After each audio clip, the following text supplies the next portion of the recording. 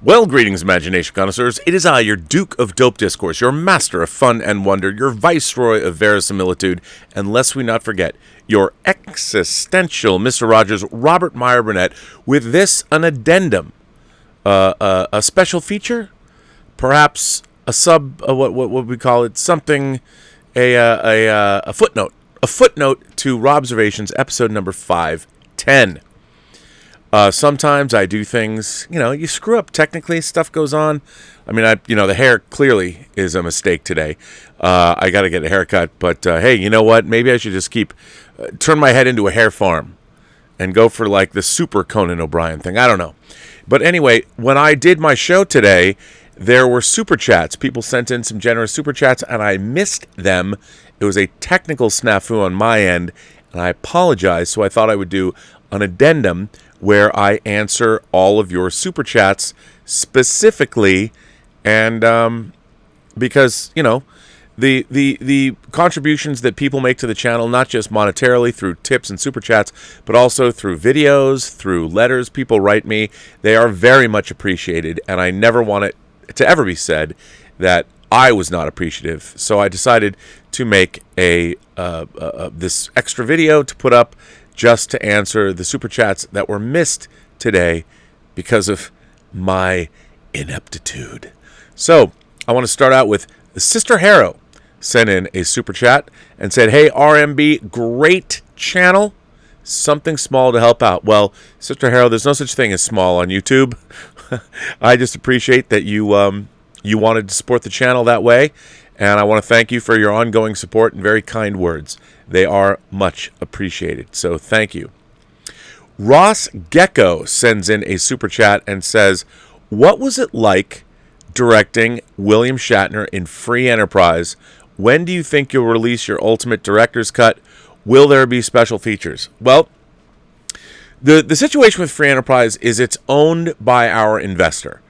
And, I've been looking to find money I literally, what I would like to do is buy the movie from him, buy the negative from him.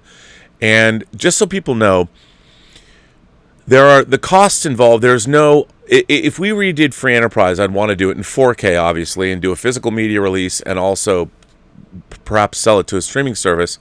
But there are costs associated with that. And when it comes to Free Enterprise, not only would I have to pay for the rights from Mark Gottwald, who is our executive producer, but I then would have to pay, it costs just to transfer your negative, to do a scan of your negative and then color time it and prepare it for release. To do it properly with everything that I want to do, we're looking at about $125,000 just for the transfer. I'd want to do a new sound mix, change some things around. That'd be about $20,000. Basically what I would need, I think, for the whole project, about $350,000 total to do everything that I wanted to do. And what we would come out with is a new 4K version of Free Enterprise. I would release it in my preferred aspect ratio of 2:3:9:1, which in 4K is 4096 by 1716 pixels. That is the official standard for a 2:3:9:1 4K widescreen release. And yes, I would make it available on all formats. I've actually done a re-edit. The 2006 version that I did of Free Enterprise is my preferred version, but what I couldn't do is every scene I've re-edited. Now, you would never know. It's trimmed up, it's just faster, it's better. I used all the editorial tricks I've learned. It's just a better version of the movie. So I would be working off that version of the film, the 2006 Anchor Bay DVD release.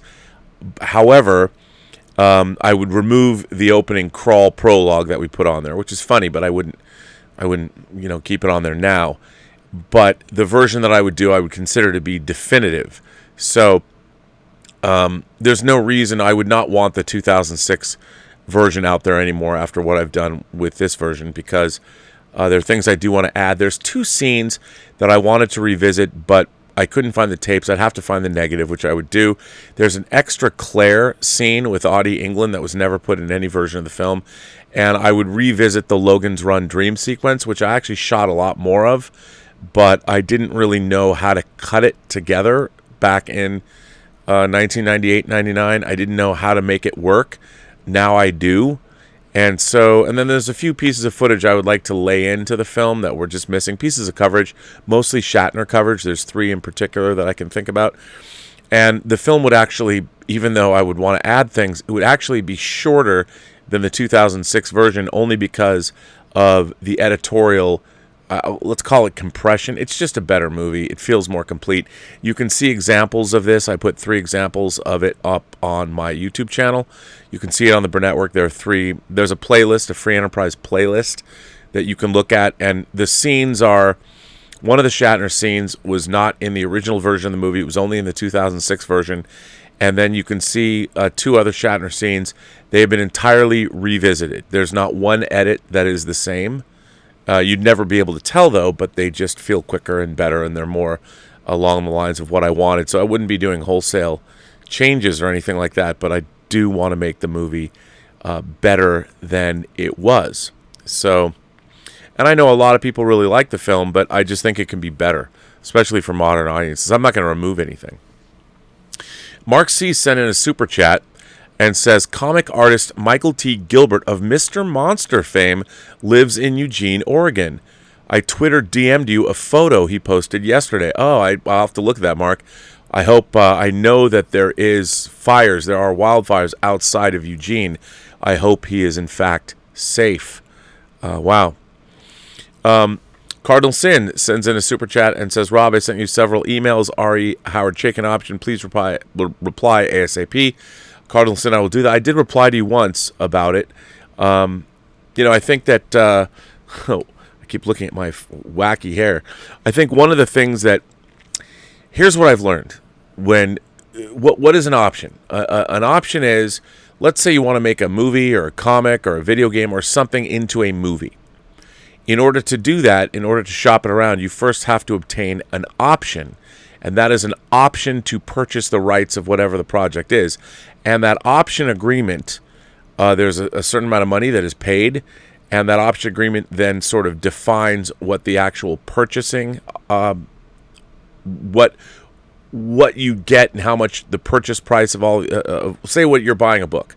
So when you have an option, say you option the book for, you want an 18-month option, and you're paying $5,000 for it. So in the option, it defines that when the book is eventually sold, if you want to exercise the option and buy the book, we know how much the book's going to cost. There's a floor and there's a ceiling, and there's usually all the rights are defined, unless the option is a one-page option or something. But usually when you purchase an option, these things are known beforehand. The thing is, you should never buy an option if you don't have a plan. Like everybody should really have a plan about what they're going to do. Otherwise, why spend the money? So if you're going to actually pull the trigger and spend $5,000 or $10,000 on an 18-month option, I know people like to spend less money, like $500. But if you're going to spend $500 for an 18-month option, it's really not worth it for the author to take their material or whatever their IP is that you want to option off the table for that long. You have to make it worth their while. So, yeah. But I will reply to you again, sir. James Andrews sent in a super chat, and James Andrews says, just thanks for all the great content. Well, James, I really appreciate you saying so. I certainly do not take anyone's affection of our content lightly. We're trying to make good shows that people like. I certainly am doing that. I'm trying to bring a little bit of bright and shiny fresh air into the movie pundit space. I mean, as people know, I'm usually pretty excited about everything because despite all the wacky stuff going on in the world, we are getting lots of cool shit. Lots of cool shit. So, remember that. Remember that we're getting that stuff because it is, we're living in an amazing time if you're an imagination connoisseur, and we are getting some amazing stuff. We're getting the Second Sight Dawn of the Dead disc, even though it was pushed into November. If you're a Friday the 13th fan, Scream Factory is releasing an unbelievable box set. The Arrow Gamera set, which I stupidly did not get. I figured I know better. Whenever Arrow comes out with a special edition, you gotta get it right away. I didn't. I gotta buy it on the secondary market for some hideously just expensive price. But anyway, Rasmus Maximus sent in a super chat and says, "It's literally yesterday in my mind. I, for one, will never forget." Well, it's always good to not forget. Jeff Yerke sent in a very generous super chat. Thank you, sir. Jeff says, "Hi, Rob. Mrs. Yerke and I are hanging in there up here in Northern California with the fires, but basically I don't give a frack anymore about this shit sandwich year. Keep all the channels open." Well, Jeff, first of all, thank you very much for supporting the channel.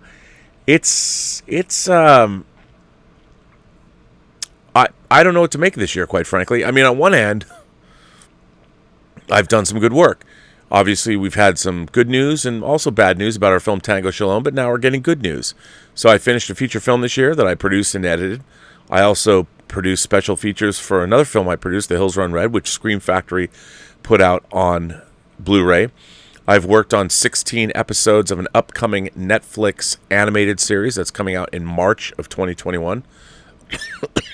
All the smoke, I'm breathing it.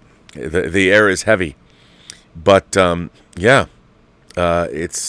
is a wacky year.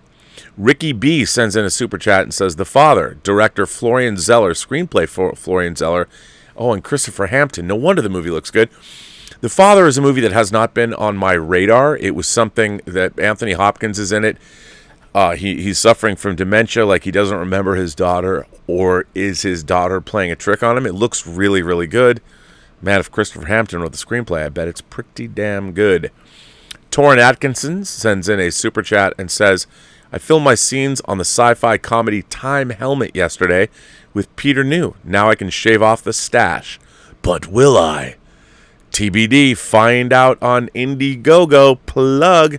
Well, everyone, check out on Indiegogo the the sci-fi comedy Time Helmet. Go check that out on Indiegogo. If Torrin Atkinson's involved, you can bet your bottom dollar it's worth watching or it's worth seeing. Lynn Cooey Lucas sent in a super chat and says, "Speaking of directors, I don't know if you like the Italian horror, but if you do, who is your favorite out of Lucio Fulci and Dario Argento?" Ooh, that's interesting. Fulci and Argento, I have a lot of their movies. I own a lot of their films. Fulci is more of a grindhouse B-movie a genre pulp. His films are much pulpier, I think. But Dario Argento has aspirations of being he's a real Fulci. They're both auteurs. But if I think back to, like, I love the Animal trilogy, Four Flies on Grey Velvet, Cat o' Nine Tails. I mean, I love Suspiria. I love Tenebrae. I love opera. And I think I probably, but again, his Giallo movies, Argento's Giallo movies, are different than Fulci's movies.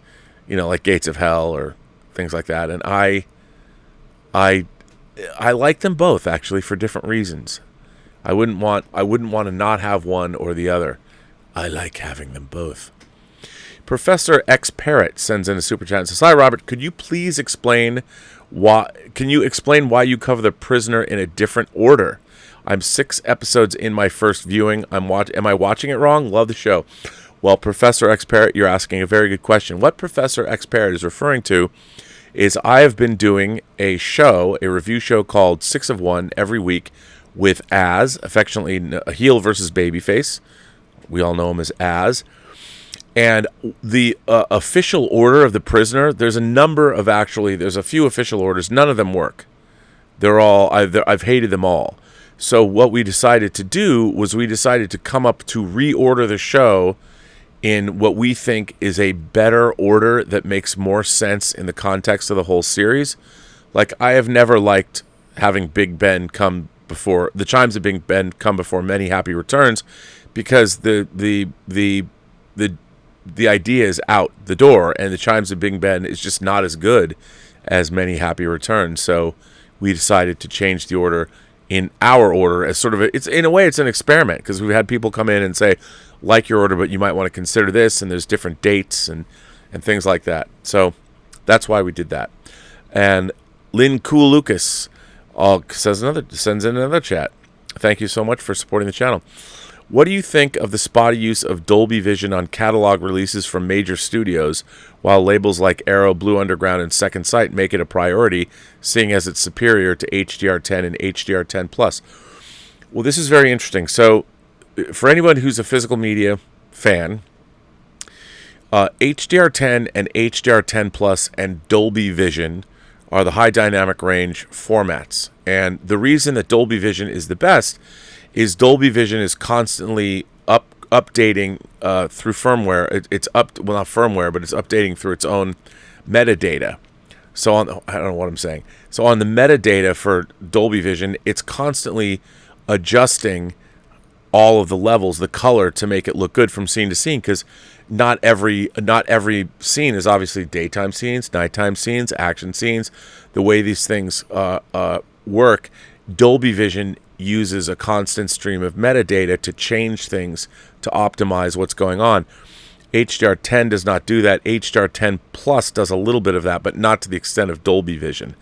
So, look, you have to pay a Dolby license to use Dolby Vision. It's extra money, and the fact is, unfortunately, most of the people that work in the home video divisions of things aren't paying as much attention as they did, say, 10 years ago.